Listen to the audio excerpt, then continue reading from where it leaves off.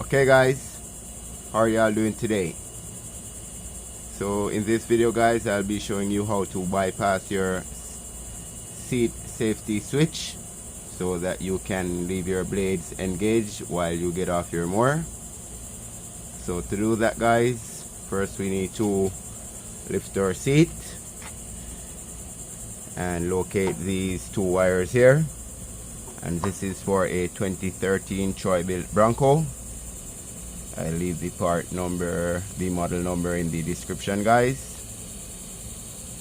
Okay guys, so to disengage the seat safety switch, we'll just need to disengage these two wires connected to the prong, and now you can get off your mower and leave your blades engaged. So that is it guys. Please remember to like, share and subscribe.